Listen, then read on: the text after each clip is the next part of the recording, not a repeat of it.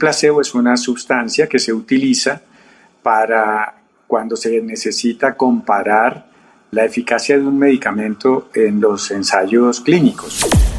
Esto es Regulados por la Ciencia, del INVIMA. El podcast que promueve el conocimiento basado en la evidencia. En esta primera temporada, más allá del protocolo, tendremos una mirada profunda al papel de la ciencia en las normas y la toma de decisiones.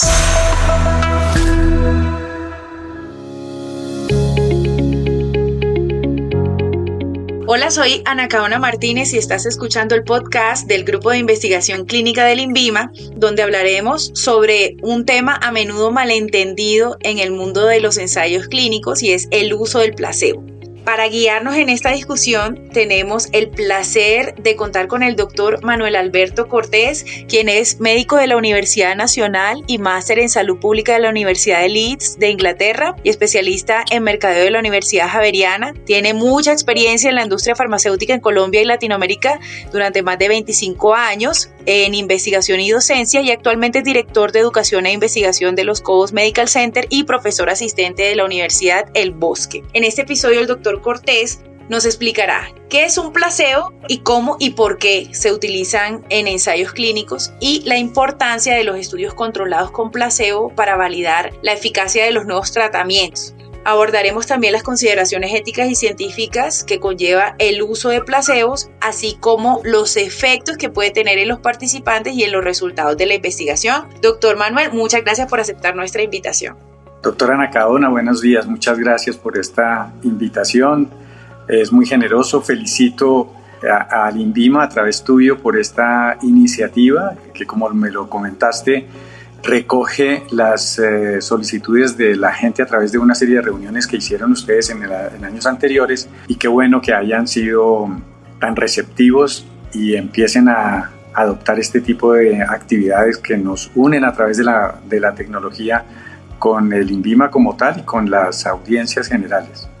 Y esperamos que llegue a todos los rincones de Colombia y Latinoamérica este podcast y que la gente se involucre mucho y quiera saber mucho acerca de investigación clínica. Bueno, doctor Manuel, ¿qué es un placebo y qué diferencia hay entre un placebo y un tratamiento real? Muy bien, un placebo es una sustancia química o ahora biológica podría pasar. Un placebo es una sustancia que se utiliza para cuando se necesita comparar la eficacia de un medicamento en los ensayos clínicos. Es el sitio ideal donde ellos se presentan. Entonces es una sustancia que se utiliza pero que no tiene actividad en el organismo. Entonces son generalmente sustancias inocuas que no tienen funciones fisiológicas en las personas y que simplemente sirven para comparar el efecto del medicamento que sí debe cumplir con una función en el organismo como tal. Entonces se utilizan en los ensayos clínicos, sobre todo en los ensayos clínicos donde se están estudiando medicamentos nuevos, en donde no se sabe cuál es realmente su impacto o la magnitud de su eficacia comparado contra las terapias actuales. El placebo entonces se utiliza para evitar o contrarrestar una serie de factores de las personas o de los médicos o de los sistemas de salud, etcétera, que pueden influir en el resultado de una terapia. Y como lo que queremos medir es solamente en qué medida un medicamento sirve o no sirve o en cuánto afecta, cuál es su impacto, entonces el placebo se utiliza en ese orden de ideas para que yo pueda tener dos grupos de comparación. Un grupo al que le estoy dando un medicamento activo y otro grupo al que le estoy dando esta sustancia que no tiene acción, que se llama placebo. Placebo ahí de paso viene de un verbo latino que quiere decir complacer.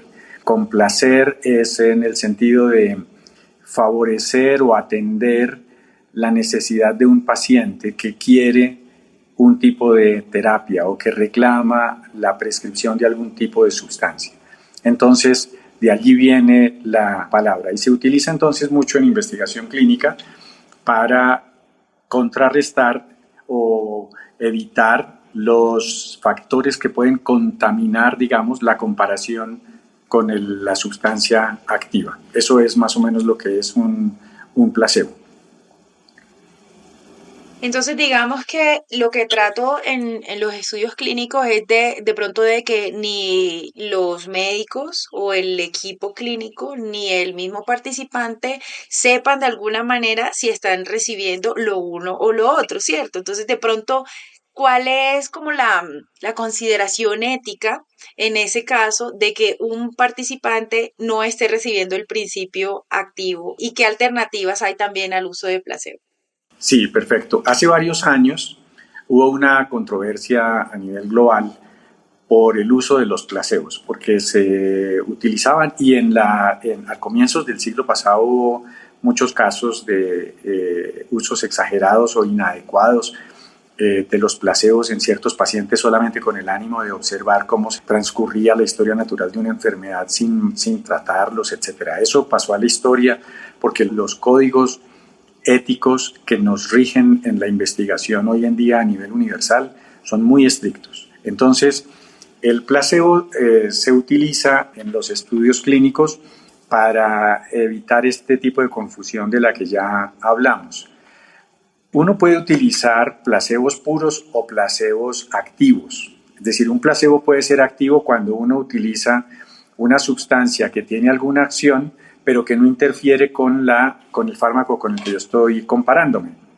Entonces, el placebo puro, por ejemplo, es cuando la sustancia es almidón o lactosa, por ejemplo. No tiene ninguna acción fisiológica y no le va a producir ningún cambio a las personas. Ocasionalmente, cuando un paciente necesita o va a la consulta porque se siente mal, se siente débil y necesito que me formule un reconstituyente o una cosa así por el estilo, el médico puede acudir a algunas vitaminas hidrosolubles, sobre todo de ese tipo, para calmar, digamos, la ansiedad o la necesidad de ese paciente con unas sustancias que no le van a ocasionar ningún daño y tampoco le van a ocasionar ninguna acción en específico. Entonces ahí tendríamos una acción del placebo en la práctica clínica. ¿Qué tanto se deba recomendar o no? Pues yo prefiero no utilizarlos. Se necesita una mejor relación con el paciente para tranquilizarlo, pero en ocasiones uno ve que a los pacientes se les prescriben algunas cosas relativamente inocuas solamente para atender su necesidad de sentirse tratado, de que está siendo atendido. En los estudios clínicos, entonces, los placebos tienen un lugar muy específico en las comparaciones con estas terapias, como lo venimos comentando. Los placebos también deben utilizarse, entonces, atendiendo a los criterios de ética médica en los cuales el placebo debe ser utilizado comparando al paciente que está recibiendo la mejor terapéutica posible o disponible en la actualidad. Es decir, el uso inadecuado del placebo sería aquel que privara al paciente de alguna sustancia que él necesite con el ánimo de darle placebo. Eso sí no está permitido. Entonces, hoy en día, los estudios comparativos comparan dos grupos de pacientes, ambos recibiendo la mejor alternativa terapéutica que existe en el país o en la ciudad o en la institución donde estén haciendo el estudio, y a un grupo le dan el medicamento adicionalmente, el medicamento en estudio, y al otro grupo le dan un placebo, una sustancia para poder establecer estas comparaciones de las que hablamos. Como uno puede saber qué paciente, el investigador o el médico que está haciendo el trabajo, puede saber qué paciente recibe el placebo y qué paciente recibe el medicamento activo, el médico puede caer en algunos sesgos involuntarios, inconscientes, para favorecer al medicamento en experimentación o al otro. Entonces, para evitar eso, para evitar que el paciente sepa que está recibiendo placebo y que esa no es una sustancia activa, lo cual le quita interés por el tratamiento o le genera pesimismo sobre los resultados, etc. Para evitar eso, entonces el placebo se oculta. Y hay dos maneras de ocultarlo que son complementarias. Una es la asignación al azar.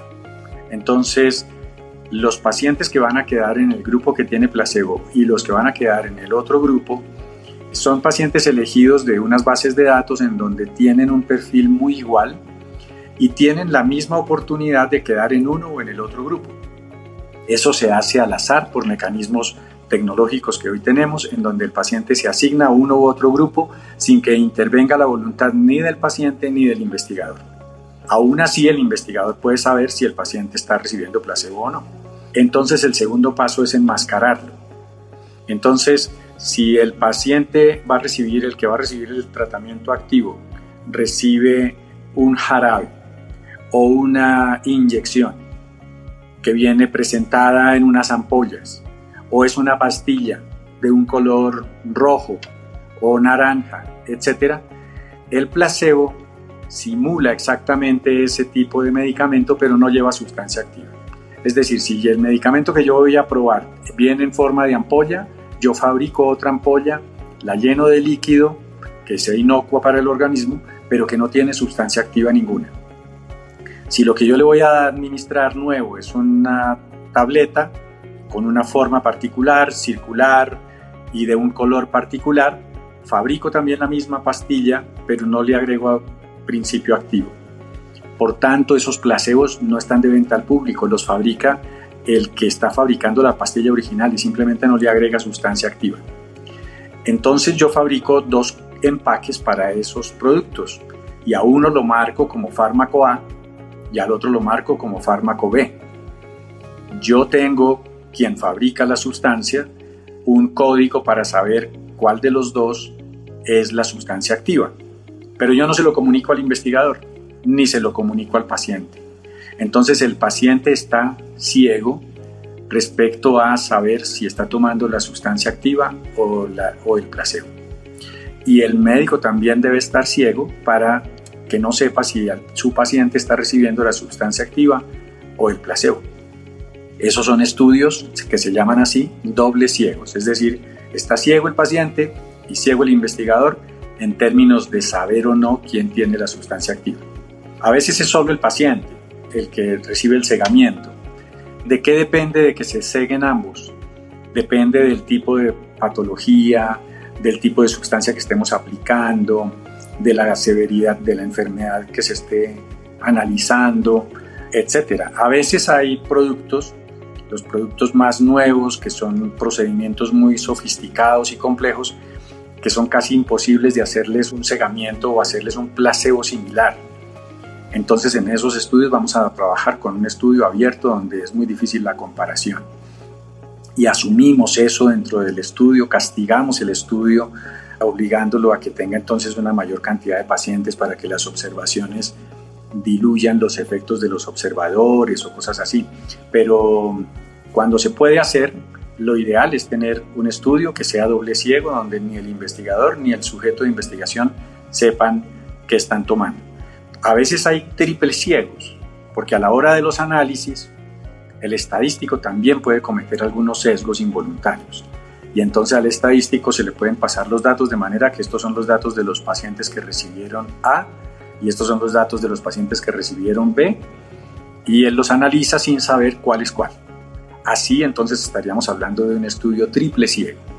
Esos estudios son las mejores evidencias disponibles porque a través del uso del placebo y del cegamiento o del enmascaramiento se garantiza que no haya otros factores distintos a la sustancia activa para que estén provocando la acción en el sujeto de investigación.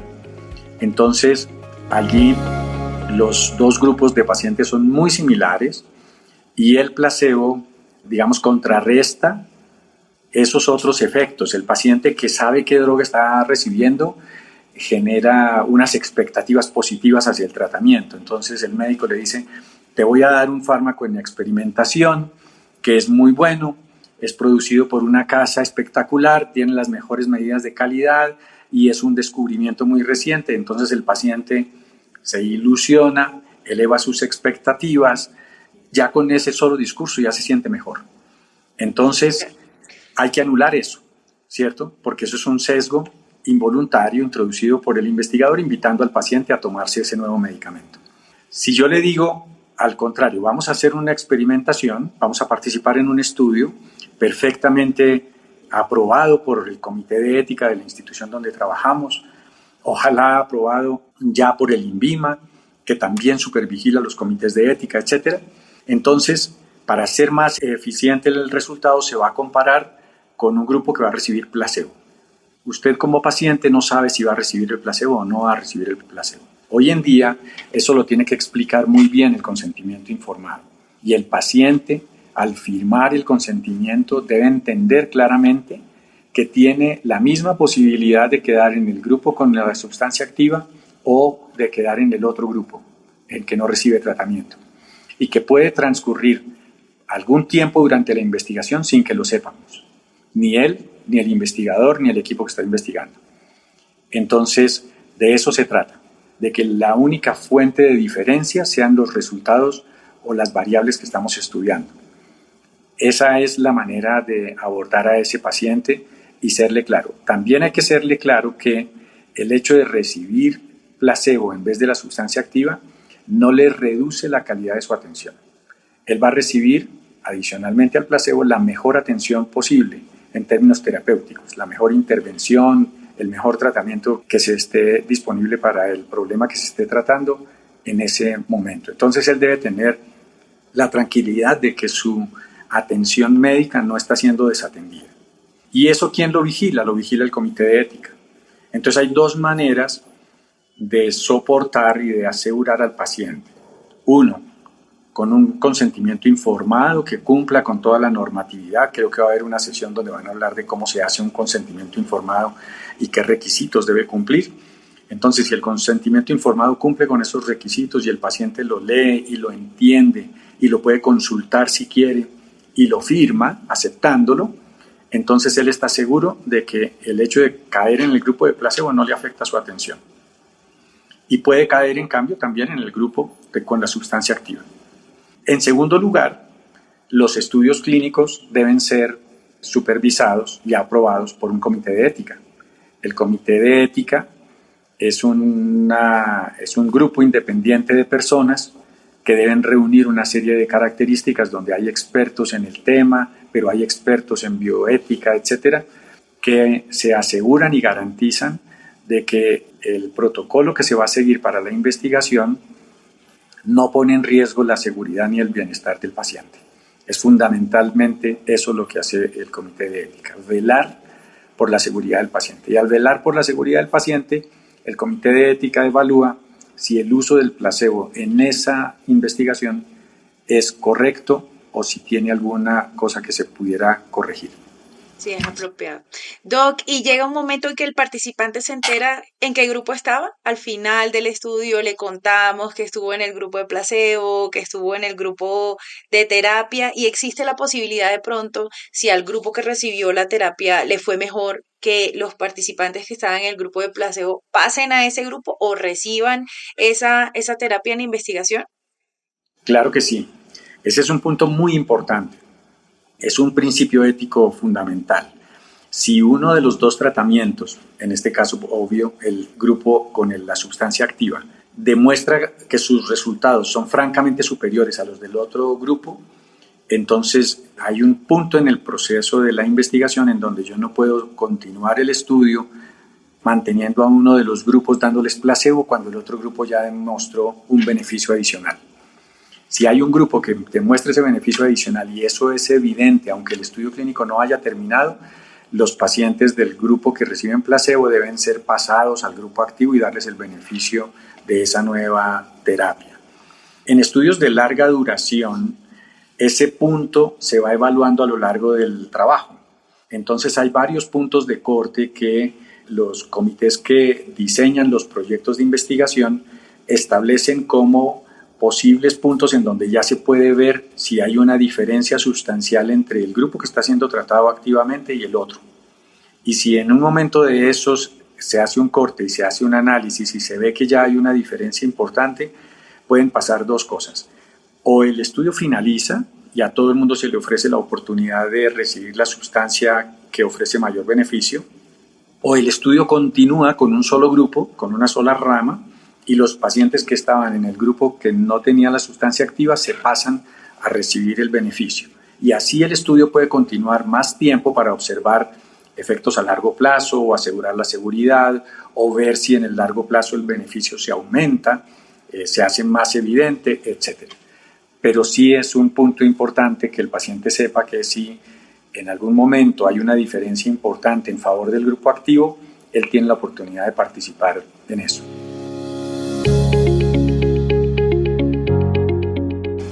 Perfecto, doctor. Muchísimas gracias. Bueno, debemos acogernos al formato de los podcasts. Entonces, le doy las gracias por el tiempo, por sus explicaciones. Fue muy claro todo y esperamos poder invitarlo a una próxima sesión. Muchas gracias, doctor Manuel. Te esperamos en Regulados por la Ciencia, porque detrás de cada norma hay evidencia, ética y ciencia.